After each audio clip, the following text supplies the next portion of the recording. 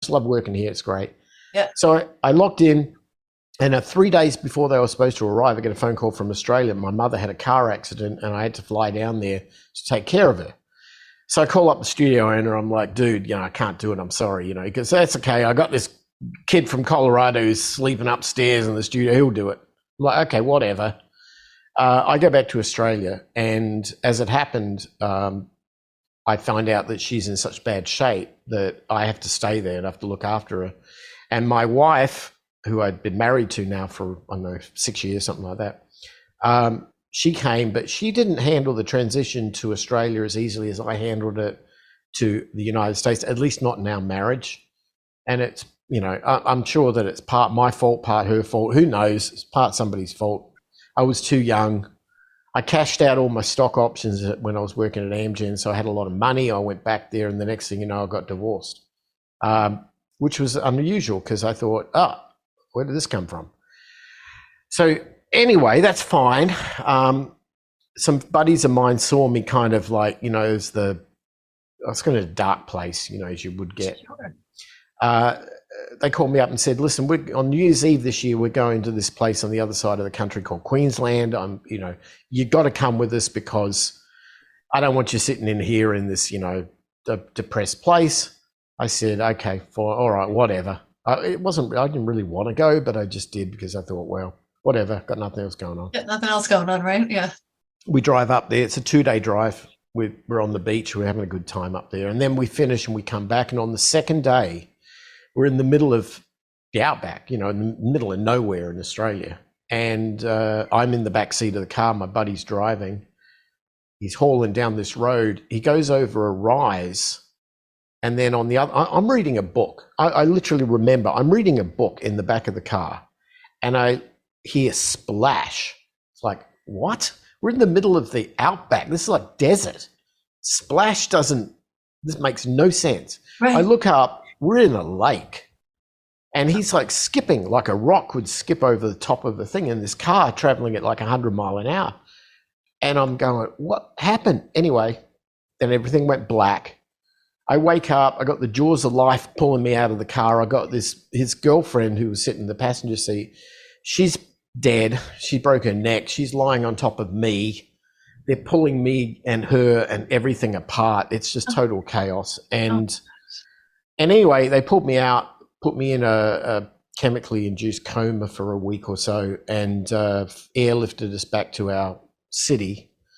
I find out what happened was he drove over this rise, and there was a flash flood had come through from like the night before, and it had flooded out everything. Nobody saw it coming. He hit the water and then head on into an RV coming in the opposite direction. Anyway, I was a wreck. I was in hospital for about 6-8 weeks. It wasn't pleasant. So I kind of went from like Mr. Success Story, went to America, did all this wonderful stuff, made all this money, did all this cool things, and came back and I was complete disaster. I mean, everything from hero to zero, like just like that. Lost all my money.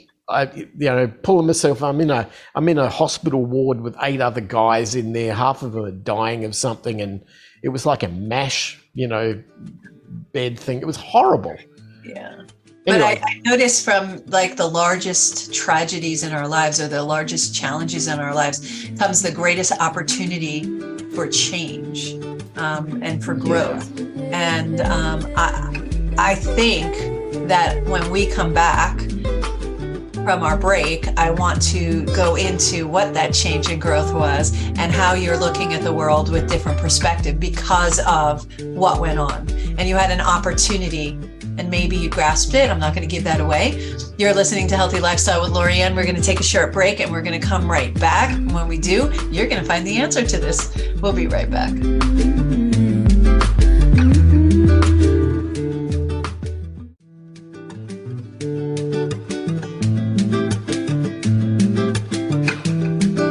Welcome back to Healthy Lifestyle with Lorianne. I am Lorianne Casdia. If you would like to be a guest or lift up your business, product, or not-for-profit, or if you have a question or comment, please, we would love to hear from you. Just email us at healthylifestylewithla@gmail.com. That's healthylifestylewithla@gmail.com. And as you know, I am a business coach and strategist, empowering, educating, and igniting people to take action with jet propulsion. And we can help you with our proven three-step system to help provide a strategy, make it easy for visionary entrepreneurs like you to take action. If you're interested, please go to ldcstrategies.com or loriannecasdia.com. We'd be more than happy to speak to you about that. In the meantime, we are here speaking with the wonderful Myles Wakeham. He is an expat Australian and an extraordinaire individual who has had quite the life. We just left off. You were in a coma. You came back out. And thank you, by the way, and for joining us today. You came out of this coma. What happened at that point? Because life must have shifted, because from great tragedy comes great opportunity for change. Did you take it? Yeah. I learned something real simple, and it happened when I woke up. I was still in the wreck. And I just realized, I sort of, it's funny, you wake up from something like that and you go, oh my God, I'm awake, I'm alive. And the first thing I did was like, check your fingers. Yeah, they worked. Check your toes. Yeah, they worked. Okay, so I haven't got any like spinal injury. That's what I'm thinking. That was kind of where I thought at that point, oh, I can get through this. Right. At that point, I can get through this. I knew it was the hardest thing I'd ever been in, the most extreme, but I felt like I can get through it. And as it happened, fast forward, I did. I ended up coming out fine. I got remarried. I had a wonderful daughter. A few years later, I had the opportunity to return back to California again, which I did with my new family.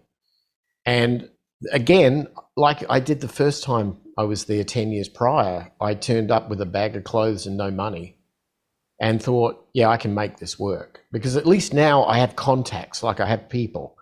But the weird thing was, I had to be a responsible adult now, right? Oh. Playing up and down the Sunset Strip, in bands, at 3 a.m, and that lifestyle was wonderful. I enjoyed it so much, but I can't put my family and my little toddler daughter through this.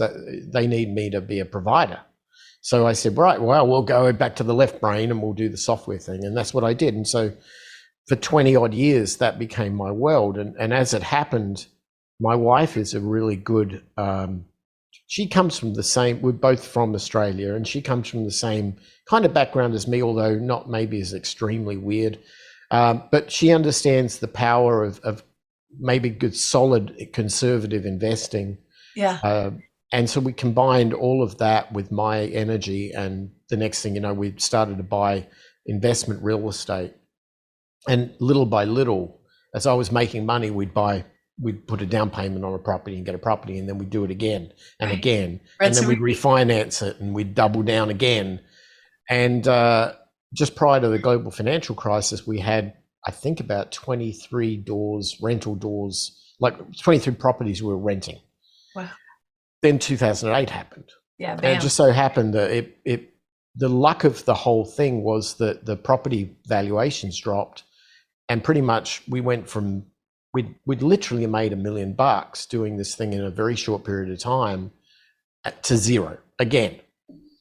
And it was really stressful this time, because it wasn't like an instant thing. It was they eked it out. It was painful over a course of years or so. I mean, anybody who went through this knows what it was like. Sure, but I'm this stubborn SOB, and I did not want to give in, and I wasn't going to default on anything. Yeah.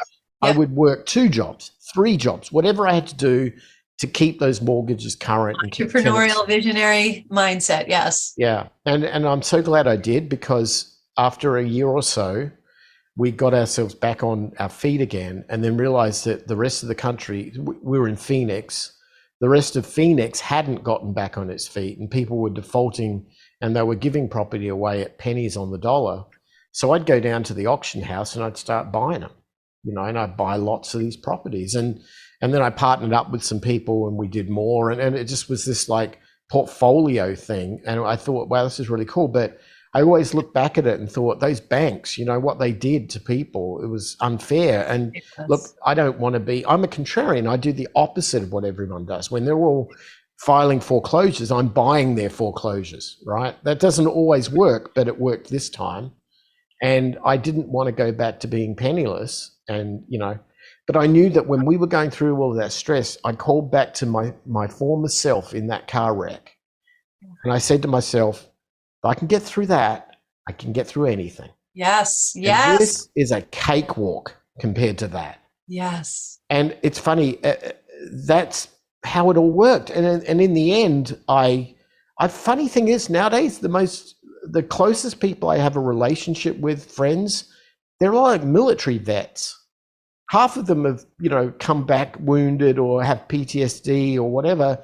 But all of a sudden, it's like they get it. If they can get through that, Yes. they can get through anything. All they need to do is summon the courage to say, you are powerful. You can get through that. You can get through anything. Don't squander that. Yes, yes, yes. I know I had a personal experience where just getting up for the day was my win for the day, but I got up and I remembered, you know, stop with the pity poor me party, get yourself up and go contribute to the world, because there are people out there who have far worse situations happening.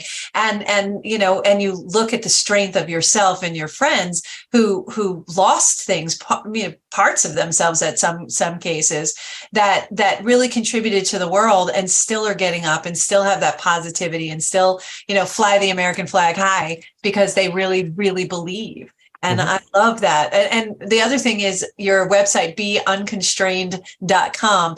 It's just brilliant, just totally brilliant. So bring us into that belief of the social mantra that we're all taught here in America that is so off key. Talk to us about that.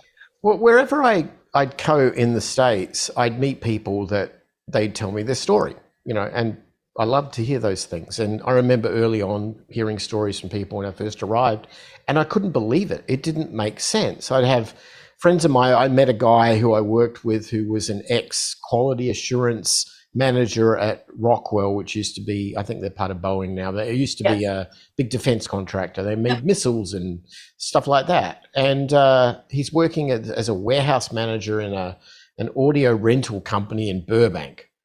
And it's like, this is not your job. He's in a suit and tie, and everyone else is long-haired hippies and T-shirts and flip-flops. And he's, you know, it's like, his name was Julian. I remember saying to him, Julian, why the hell are you here? Why aren't you fixing rockets and, you know, doing what you do? Exactly. And he'd say, well, I got a family and my kid's got autism and I need the healthcare. I'm like, what, the health insurance? Yeah. See, I came from a country where that was free. Right. It wasn't great, but it worked. You weren't going to die if you went through a car accident like I had. But Julian didn't have that. And so Julian had to take a shitty job. And, you know, that was Julian's lot. And then I'd meet lots of other Julians.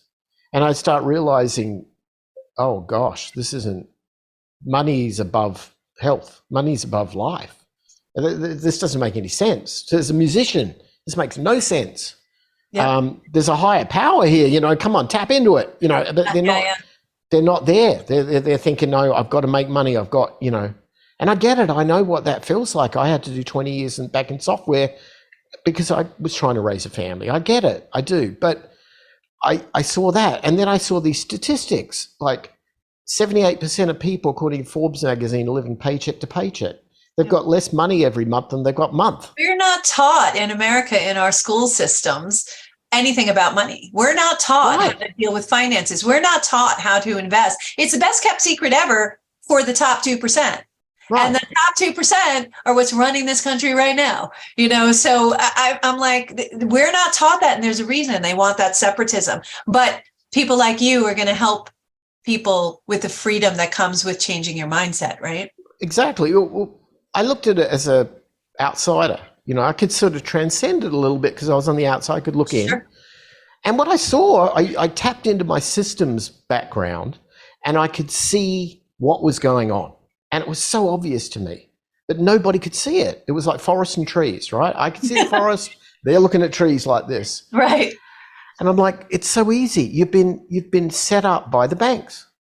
What does that mean? Well, at the age of 18, they Credit put cards. they put a student loan contract in front of you for $100,000 so you can go to some college to become, a member of the middle class. And 65% of the people graduating from the college don't practice what they learn. Correct. Because they do something else. So consequently, that was a waste of money and 4 years of opportunity cost.